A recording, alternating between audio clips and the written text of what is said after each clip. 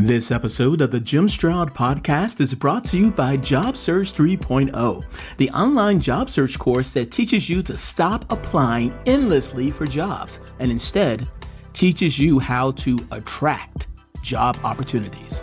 Sign up now at jobsearch.jimstroud.com. Job Search 3.0. Stop applying, start attracting.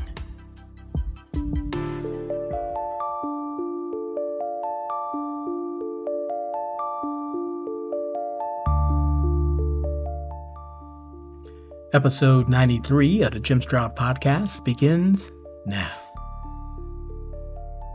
When your top performer doesn't breathe. To all my recruiter friends out there, this one's for you. Picture this. You walk into your performance review. Same calendar invite, same room, same manager, same, we'll keep it constructive kind of smile. And then you notice something new. Not a person in the chair, not a peer sitting in, a name on the dashboard, an AI recruiting agent. It has a label, it has a level, a scorecard. It's on the org chart like it's been with the company long enough to complain about the snacks in the break room. It reports to the same VP you do. It has goals, it has metrics, it has a performance history. And the minute that happens, once software sits beside humans in the same structure, you invite comparison, direct comparison, not in theory, in numbers. And numbers don't do empathy. Numbers don't do context. Numbers don't do, well, the hiring manager kept rescheduling. Numbers just do verdicts. So your manager opens the metrics. Metrics like time to first interview, outreach reply rate, interview to offer conversion, costs per hire. And somewhere in the middle of that click, click, scroll, you begin to realize this is not a conversation about your growth. It's a scoreboard. And you're not competing against another recruiter. You're competing against a system that doesn't sleep, doesn't take vacation, doesn't burn out, doesn't get distracted, doesn't get sick, doesn't have a bad day because the candidate ghosted after the final round. It just runs. This is the moment a lot of HR leaders and TA leaders aren't prepared for because we're spending years talking about AI like it's a tool, something you use to make people faster, something that helps you do more with less. But a tool doesn't get measured like an employee. A tool doesn't get ranked. A tool doesn't get compared to you in a performance review. And once it does, the story changes fast.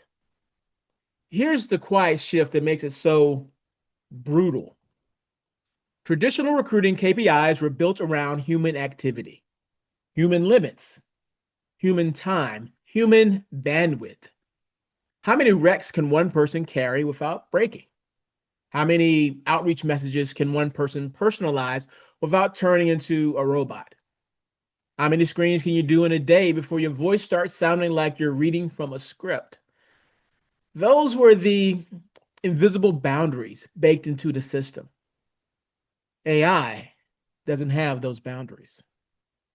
So when you drop AI into the same KPI framework, it doesn't just improve the process. It redefines what good even looks like. Let's start with speed, the metric executives love because it makes every other problem feel smaller. Time to first interview for a human-led process can stretch into weeks, 30, 40, 50 days for many roles once you add scheduling delays, intake slippage, competing priorities, and the eternal, we're still aligning on the profile. An AI-driven funnel can compress that into single digits, 7 to 10 days in some cases. Now, pause. Because when a business sees 10 days, they don't file it under interesting experiment. They file it under new expectation. And that's how careers get ended without a layoff announcement. Expectations move. And suddenly you're failing a standard you never agreed to. Then there's outreach. Human recruiters doing outreach, good outreach, often live in that 8 to 12% reply rate world. Some do better, sure. But as a baseline across industries, that's the neighborhood, 8 to 12%. AI agents using personalization driven by dynamic data can push reply rates north of 20%. And yes, yes, yes, yes, you can argue about quality. You can argue about candidate experience. You can argue about whether some of those replies are sure, send more info, and not I'm ready to interview. But that's how the scoreboard reads. The scoreboard reads double the reply rate. And once the scoreboard says that, everyone in the room starts acting like that's the standard. Then there's conversion. Interview to offer conversion for humans might hover around 30 to 40%. AI can be equal or better in some deployments. So now the AI is faster, reaches more people effectively, and keeps conversion competitive. Okay. And then we arrive at the metric that turns a TA discussion into a CFO discussion. Cost per hire. This is where the air in the room changes. Because the moment someone can point to 50 to 80% reductions in certain direct recruiting costs, especially when replacing agency spend or compressing time to fill, you're no longer arguing about innovation. You're arguing against math. And math doesn't care that you built relationships. Math doesn't care that you know the market. Math doesn't care that you're the one who calmed down a hiring manager after their favorite finalist declined. Math cares about output per dollar. Then we hit the one that doesn't get talked about enough because it sounds almost unfair to mention out loud. Operating hours. You work 40 hours a week, give or take. The agent effectively runs all week. So even if you're matched it on effectiveness, and that's a big if, it will still outproduce you simply by existing without downtime. That's not a competition. That's, I don't know, the right word, gravity. I don't even know what the right word is. But the metric that feels like the dagger because it targets something humans have always relied on to justify their place in the process. Learning curve. You improve through training, coaching, reflection, and repetition. We all do. The AI improves through iteration at scale, automatically, constantly. No workshop required. No, let's circle back. No, we need to align on best practices. It just gets better and better and better because it touched 1,000 interactions while you were asleep. So now you're in that performance review looking at the gap, and you can feel the narrative forming before anyone even says the words. You can almost hear it. Your effort is appreciated, which is corporate speak for your results are becoming less defensible. And this is where the identity crisis starts. Because once AI sits beside humans as a measurable performer, your job stops being do recruiting. It becomes justify why a human is still involved. That's a different job, a harder job, a job with a shorter runway. And in response, a lot of people reach for the lifeboat label. I'll become a hybrid worker. I'll be the agent boss. I'll manage the algorithms. And that's cool. It sounds like adaptation. It sounds like relevance. All good. But let me tell you what it could also be. It could also be middle management for software. And we all know what happens to middle management when budgets tighten. It gets flattened, it gets merged, it gets automated, it gets reorganized. So if your new career plan is I'll manage the agent, you better ask yourself a more uncomfortable question. And I'm moving into the future. Am I being moved into a temporary role that exists only until the AI can manage itself? Because once the AI can supervise parts of its own workflow, monitoring, self-optimizing, self-correcting, you're not the manager. You're the last human checkpoint, which sounds important right up until it sounds expensive.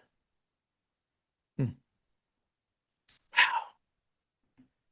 If this story ended with AI might replace recruiters, it would already be enough to make team leaders rethink their org design. But there's a twist. There's a twist that takes it from career fear to something colder, sharper, and frankly more dangerous. And frankly, it might save your job. That word is liability. Because emerging legal frameworks are beginning to treat the outputs of AI agents like the actions of human employees, which means when your AI colleague makes a decision that causes harm, discrimination, regulatory violations, financial damage, the responsibility may not land on the tool. Responsibility would not land on the AI itself. It may land on the humans who deployed it, the humans who oversaw it, the humans who signed off on it, and the humans who benefited from it. Listen to that again. If the AI makes a mistake, the AI won't be the one in trouble. It'll be a human. You, in particular, could be held responsible. And when I mean being held responsible, I mean personally, legally, financially. And here's the part that should make every HR leader sit up straight.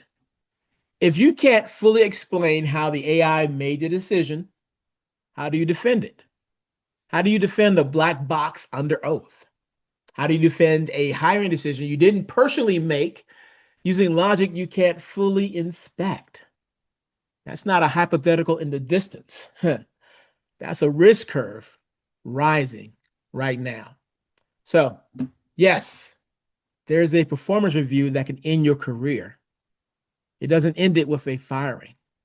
It ends it by changing the baseline.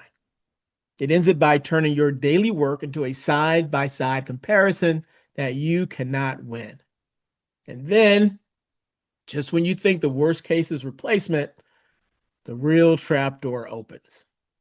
You might be held accountable for what replaces you. Oh, wow. If you want clarity on what's happening now and next in the world of work, subscribe to my newsletter, The Recruiting Life, over at jimstroud.com. Remember how all of this monologue started. A performance review, a dashboard, and an AI colleague who doesn't need coffee breaks. If that comparison becomes normal, and it might, then the real question isn't whether AI belongs in recruiting. It's whether your org has decided quietly that humans belong in recruiting only until the numbers say otherwise.